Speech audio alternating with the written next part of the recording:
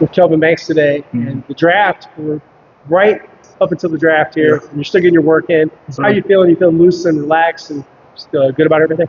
Yeah, I feel real good about everything. I mean, I feel like I've been taking advantage of my opportunities throughout this whole process, and like you said, just me trying to stay in shape, keep working to make sure when I go into whatever team I go to or a situation, I'm ready to go. The team that drafts you, what kind of player, what kind of person did they get with you? Yeah, a guy who has high character. I mean, a guy who wants to come in and earn respect from his teammates and not just come in thinking, oh, I'm this high commodity guy. I understand I got to restart, got to go in with the mentality of work like I've always been having since a young kid. But other than that, just a player who loves football, loves to be around the game, and a guy who's willing to learn. You went on several trips. You can tell me a little bit about each trip and kind of where you've been. Yeah, so I've been the Panthers, the Cowboys, Raiders, Patriots, and then the Cardinals. So all those visits were great. I got to talk some ball with the coaches and stuff like that. So I feel like I once again I maximized my opportunity with each visit, and I feel great. You talk with someone like Mike Vrabel that played the game. Is that a little different because he's been a Super Bowl winner. He's been a All-Pro. It's always good to talk to the guys who've kind of been in your shoes, experienced what the real game feels like. He's a great guy to talk to about the game of football. Like you said, he's a real player's coach. He understands his guys, and he understands what it takes to get to that level. You're a nice guy. You're obviously just very much a gentleman. When you're on the field, does something change? Obviously, you play within the rules, and you're a good sportsmanship guy. But does the mentality click on a little bit?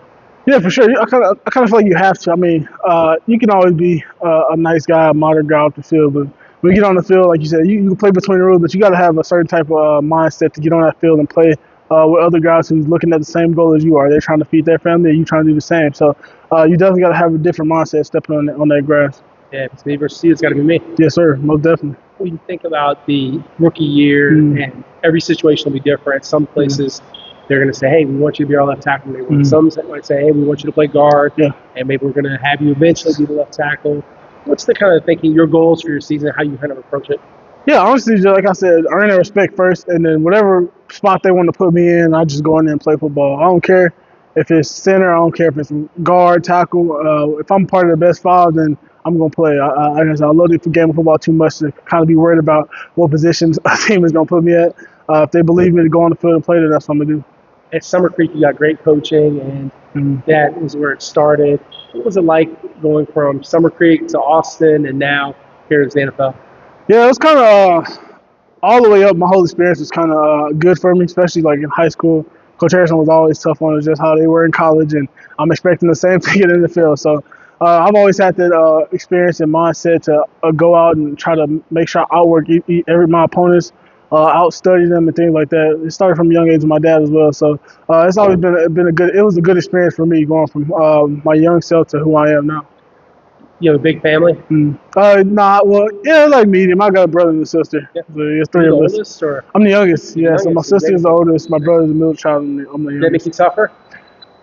You can say 50-50. It's kind of a little easy because the youngest always get a little pampered sometimes. But other than that, it was probably I would say it's tough and easy at the same time growing up.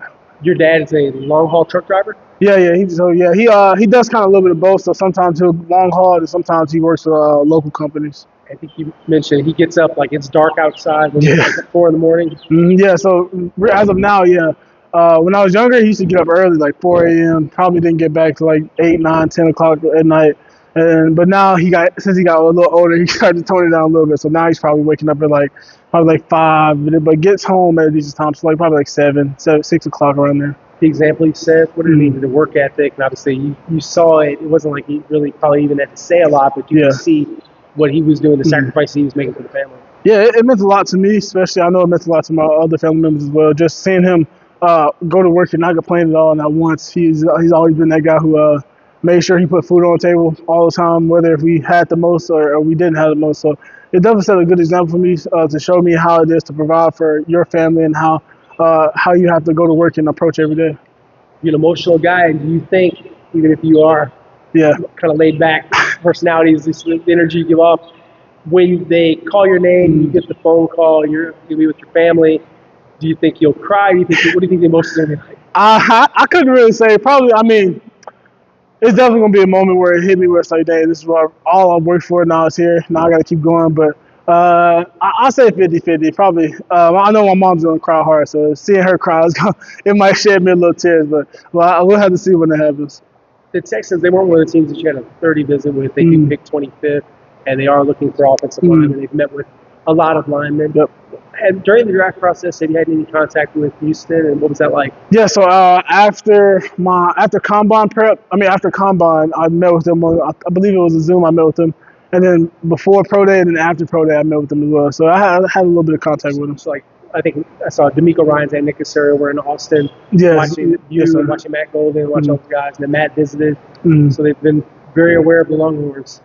Yeah. So they came up. They talked to almost every guy who was there. So I guess that shows a lot to what type of players we have. You know, D'Amico Ryan swarm concept he likes to use. So he definitely came in and kind of chopped up a little bit, talked for a while, and it was a good experience. And I think they, again, I don't work for a team, but I think they'd have to move up probably to get you. But what would it be like if you could play for your hometown team? It would be amazing. I mean, wherever I fall, it would be amazing to play for the Texans. Whether if I'm getting picked early, to trade up, or whether if I go to 25 low in the draft. But it'll be really amazing just coming back to the city, being able to not move far from back where I was in Austin. So it'll be amazing just being able to play for my city once again. What's the advice and the feedback that you get from David Mulligata, one of the agents, the best guys, represents Eric Stingley Jr., and so many great players? Yeah, kind of just stay focused. I mean, he understands what type of guy I am, what type of player I am. He understands I'm confident in myself. He knows I'm going to work hard. He knows I'm going to do all the right things. His thing is just stay confident, stay patient. And when your time comes, it comes. And then also, without all like the back end stuff, just make sure you keep working. That's really his main focus for me. Yeah, that's a really good point. So you went on all these trips, but when you go to the trips, sometimes you might be in the facility. Maybe there's a salmon, there's some grilled chicken, here's the salad bar. But a lot of times, I guess it is going to be the steakhouse. And there's lobsters, there's steaks, hey, let's have dessert. What are those dinners like? And then how much do you feel like, hey, I got to pay the price at the hotel gym while I'm traveling to try to burn some of this off? Yeah, the dinners are fun. I mean, it's fun to talk to the coaches. The food is great, but like you said, you definitely got to pay that price when you get done, because it's kind of like you're used to working out hard, working out at a gym, working out with a trainer and stuff like that. But then when you go on the road, it's kind of you and yourself working out. It's like you got to push yourself to maximum ability. You don't have all the resources and tools you may have at a normal gym that you have at a hotel gym. So it's definitely a grind. It's something that you got to kind of want to do yourself to kind of get some good work in. What's your cheat meal? Cheat meal? I'll probably say, what is my cheat meal? I like seafood boil. Either seafood boil or I go pretty heavy on the barbecue sometimes. Nice. When I know it's all like protein stuff, but I go pretty heavy on probably seafood boil or barbecue meals for sure. Very cool. Do you know the menu for your draft party yet? I think we're gonna have Italianos, so we have that there, and they're blessed that they are allowing to cater my party, so it's gonna be a good experience. At your parents' house, or? No, we have an Airbnb downtown. Oh, nice. Yes, so sir. Downtown in Houston. Yes, sir. Downtown Houston. Yes, sir. Hey, let us know. Yes, sir. We'll do. Bye. Yeah, I'll be happy for you. We'll be celebrating. It's gonna be a great night. When you think about, all of the guys that come out of Texas, and you're part of a big legacy and tradition of Texas Longhorns that have gone in the first round, that are, at that level. What does that mean to you that this is like you're the next guy in this chapter of Longhorns? It means a lot to me, especially my position. I don't think there's been an O-line drafted in the first round from Texas since like 2 decades now. So me being able to go in there and hopefully get my name called on the first day, it'll mean a lot just leaving that legacy, and also understanding the history, like you said, the history of Texas, the guys who came before you, who put in the work and been in your shoes and kind of getting your name put right next to there. So it means a lot to me for sure. With Coach Sark and everything, you guys have changed the program, and this is I think it's gonna be on display a little bit. Yeah. I know everybody talks about Ohio State, and they'll have a lot of guys. They have a great program, but there's gonna be a lot of Longhorns going to the NFL and making an impact in the NFL. Being part of this group, how much pride is there? Because it's not just gonna be you; it's gonna be Matt Golden, it's gonna be Jaden Blue, it's gonna be a lot of guys. Yeah, it's a lot of pride, especially knowing how hard we worked during the season to kind of get ourselves in this position to get our names called when the draft starts. So it means a lot. I know for me, and I know for those guys as well, kind of understand what we did for our program and what we're going to do for our NFL team program too. In the NFL lineman, we're talking a little bit about linemen, and I know you have your own style, but any lineman that a little bit to say, I like part of his game, some guys that are currently playing. Yeah, I got a couple guys that I like to watch during the season. I watch Jake Matthews with Sean Slater. I watch Laramie Tunzel a lot. I watch and Tristan Wirfs. Those are 4 guys who I kind of try to watch, kind of pick different things from their game. Good players. Yes, sir. Great players. Good players, good guys. And last one for you, the work today with Justin, and Justin's trained everybody from James Harden to Tyreek Hill to most of the Texans. If I was to look at the roster, I'd be like, oh yeah, they've all been in this gym. How was it today for you? It was good. I mean, like we were talking about earlier, Jay Allen, he really trains you how you're going to see things on the field, stuff that's going to help you on the field, not just different things of like just going out here and just doing anything. He makes sure he gets the maximum efficiency out of your game and kind of try to correlate things from football to your training. Justin, how was the work today with Kelvin Banks, one of the NFL draft's top linemen? Oh man, it was great. He has great energy, very polished, come from a great university, so he knows how things go, very prepared for this moment. He said what he liked about the workout is it was very functional, because that's what you try to do is tailor it to.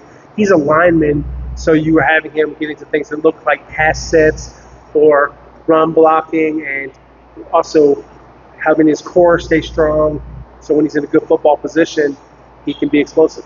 Most definitely. Just having that experience. My brother being Dwayne Allen, playing tight end, he was known as a blocker. Having experience with different linemen from Emory Jones. When I first started, one of my teammates from college went to the Pittsburgh Steelers, Valerian Ume, and Shaq Mason from the Texans. So just an experience from former guys that have done it to be able to pass it down to the next. Very athletic guy. What did you think of just kind of his movement, his conditioning, all those things? He's great. I think he's going to be a plug and play right away to any organization that he lands with. He's very athletic, knows his body, and knows what his strengths and weaknesses are. And I think that'll be something that'll help him throughout his career. I think he'd be a great Texan. I think it sounds like the way the draft might fall, they might have to move up if they want to go get him. Most definitely. I think that'll be a great spot for him to land and to be home.